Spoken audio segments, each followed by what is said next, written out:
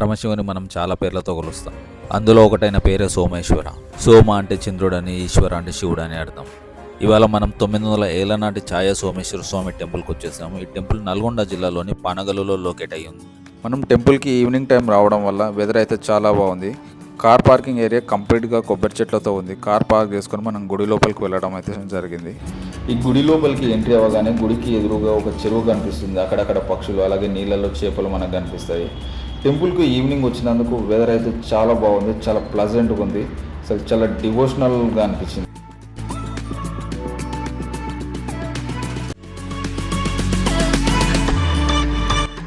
ఈ గుడి హిస్టరీ అయితే కంప్లీట్గా మనకి బోర్డు పైన క్లియర్గా కనిపిస్తుంది.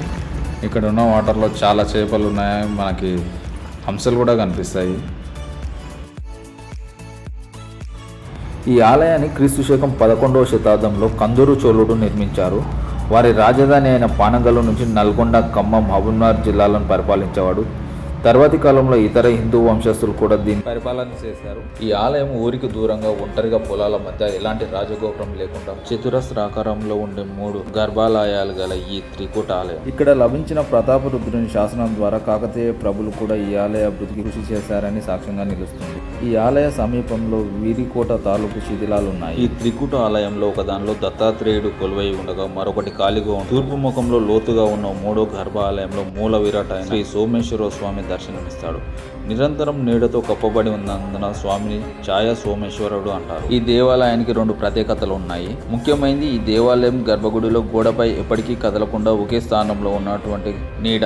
రెండవది అక్కడికి దగ్గరలో ఉండే చెరువులోని నీరు గర్భగుడిలోకి ఉబికి రావడం జరుగుతుంది. పూర్తిగా రాతి నిర్మాణమైన ఆలయంలో చాళుక్యుల శైలి కొంత కనబడుతుంది. మండపం స్తంభాలకు రామాయణ, భారత, శివలీల ఘట్టాలు చెక్కారు. ద్వారపాలక విగ్రహాలు, గర్భాలయం ద్వారం పైన ఉన్న తోరణానికి చెక్కిన సూక్ష్మ రూప లతలు, పూసలు, ఆలయ బయటి గోడలపై ఉన్న శిల్పాలు మనోహరంగా ఉంటాయి. లింగానికి ఎదురుగా నందీశ్వరుడు లేకున్న ద్వారానికి ఇరుపక్కల విఘ్నరాజు, వినాయకుడు, నాగరాజు దర్శనమిస్తారు.